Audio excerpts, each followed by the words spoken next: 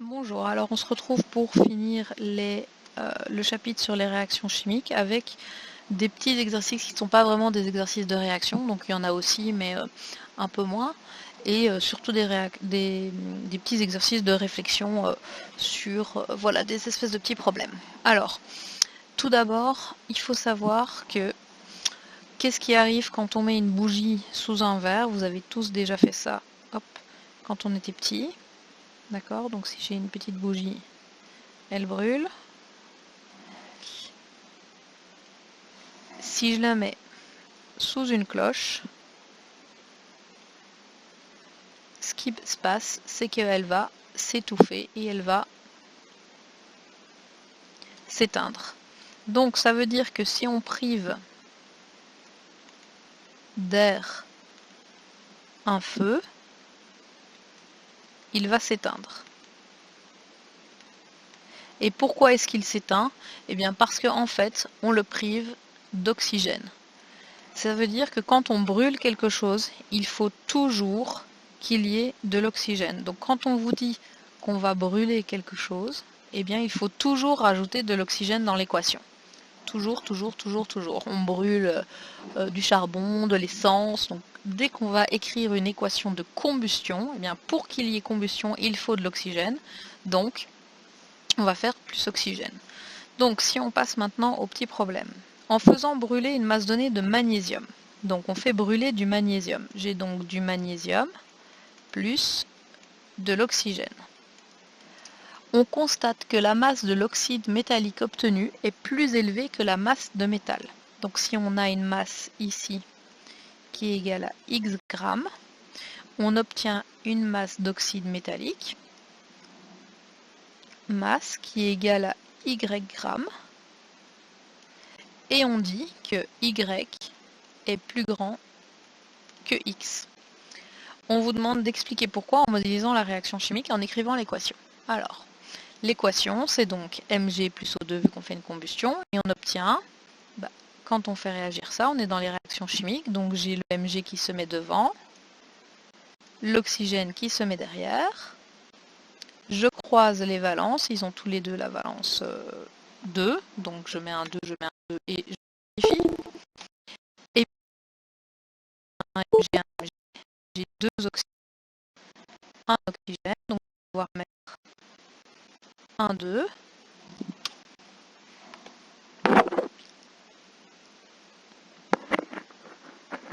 Et je me retrouve avec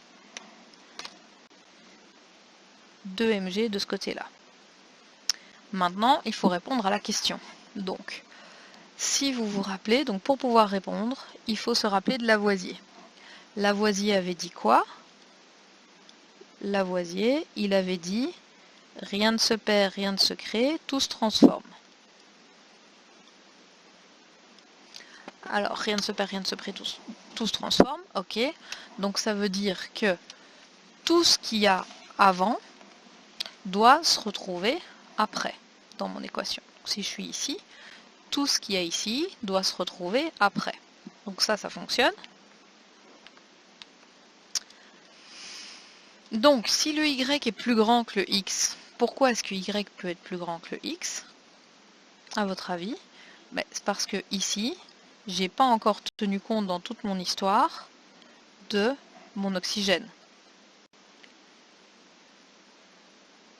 Donc j'ai de l'oxygène qui est ici, et cet oxygène, même si c'est un gaz, même s'il est très léger, il pèse forcément quelque chose, aussi infini que ce soit.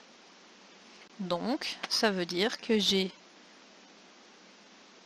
de l'oxygène ici, dont je dois tenir compte, qui pèse une certaine masse. On va mettre Z. Et donc, c'est logique que X grammes plus Z grammes soit plus grand, enfin soit égal, du coup, à Y. Donc, il faut que la masse avant et la masse après soient toutes les deux les mêmes. Alors, le deuxième exercice, dans un ballon fermé, hermétiquement, on introduit 6,20 g de tétraphosphore, P4, et on dit que le ballon pèse 352 g.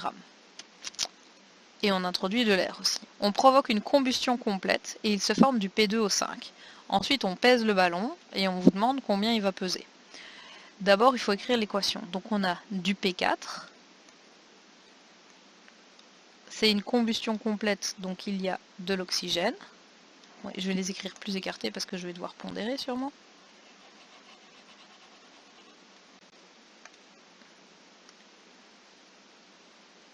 Donc P4, O2, et on dit que ça produit du P2O5. Alors si je veux pondérer, il faut 2 P2 pour avoir 4P, et 2 fois 5 ça fait 10, donc il me faut 5 oxygènes. Alors, on introduit de l'air, donc dans mon ballon, ici, on a introduit quelque chose, et on a dit que le ballon pesait 352 grammes. Et on a 6,20 de tétraphosphore.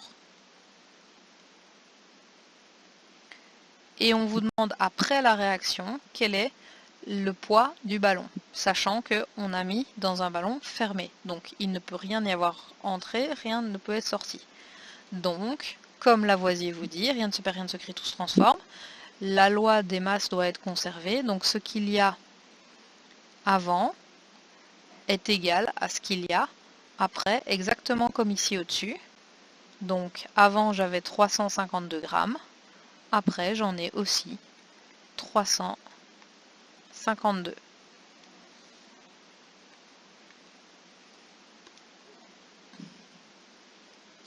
Donc voilà. Donc pourquoi? Parce que Lavoisier, rien ne se perd, rien ne se crée, tout se transforme. Donc.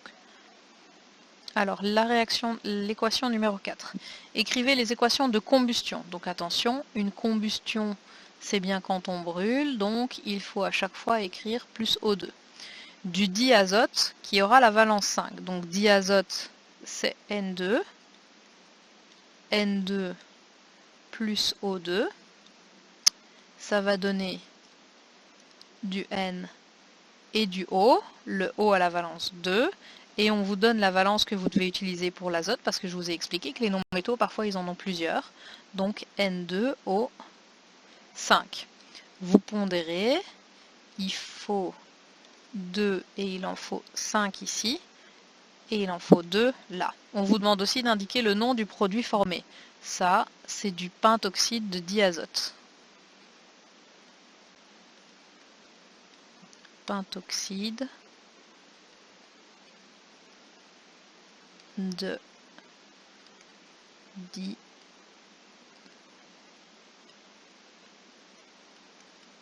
diazote.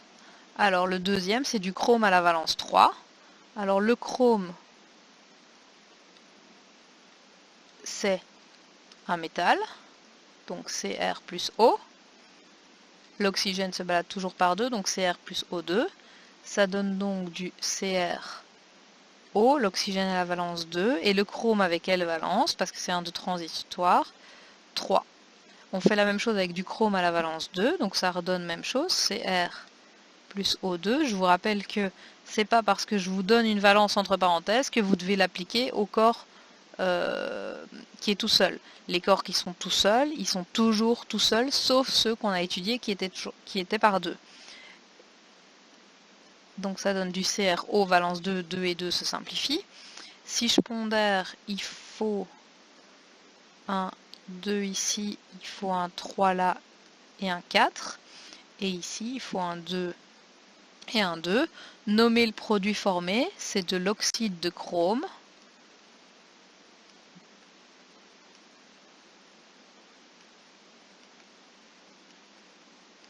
Alors celui-ci est à la valence 3. Celui-là est à la valence 2.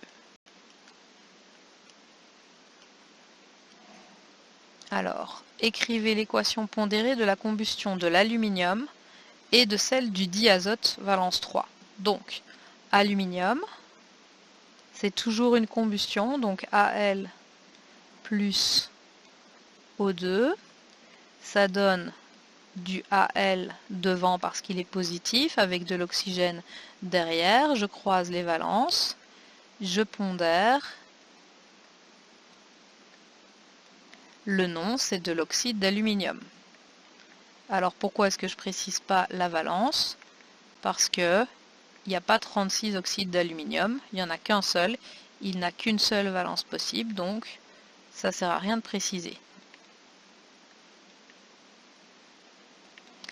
Alors celle du diazote valence 3, donc c'est comme celle du dessus, mais cette fois on va le prendre à la valence 3, donc le diazote, l'azote c'est toujours N2, c'est toujours une combustion, donc je fais plus O2, et ça donne N2O3.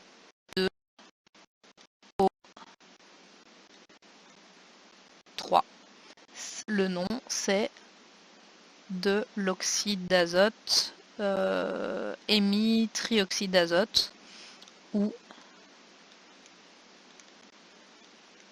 trioxyde de diazote.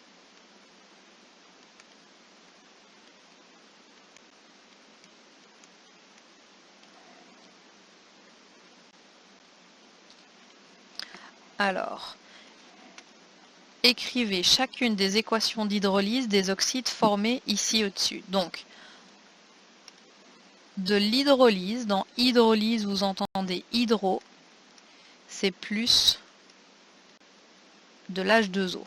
Donc, chacune des réactions d'hydrolyse, donc ça veut dire que je vais reprendre chaque oxyde que j'ai formé ici, Al2O3, que je vais faire réagir avec de l'H2O. Alors, là je suis dans oxyde métallique plus H2O, ça forme un hydroxyde. Je dois pondérer, je vais mettre un 2 et un 3. Pour le N2O3, je fais pareil, donc j'ai N2O3 plus H2O. Cette fois, c'est une réaction avec un oxyde non métallique plus de l'eau. Je sais que ça fait un acide, H, N, O. Ça va faire H2N2O3 plus 1, 4. Donc ça fait HNO2. Et exercice C, écrivez la réaction de neutralisation des produits obtenus en B.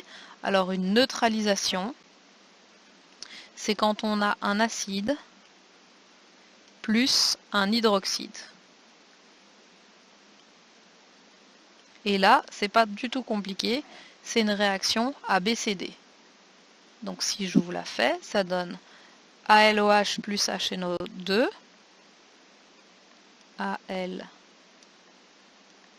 ALOH3 plus HNO2. ABCD, ça donne du Al qui se met avec le NO2. Je croise les valences. Et du H qui se met avec du O qui donne de l'H2O. Si je veux pondérer, je vais devoir mettre 3 ici. Et puis 6, 2, 3 et 2. Je pense, non?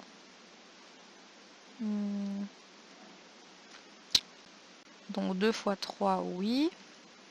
6 hydrogène, 6 hydrogène. Non, il faut un 6 ici. Donc je peux tout diviser par 2. Donc j'ai dû me tromper en calculant. Donc ça fait 3, 1, 3 et 1. Donc voilà, pondération c'est 3, 1, 3 et 1. Donc voilà, c'est d'autres façons de vous faire travailler les réactions chimiques, même si, voilà, a priori ça ressemblait pas vraiment à des réactions, à des exercices de réaction chimique, et pourtant en fait ça en était.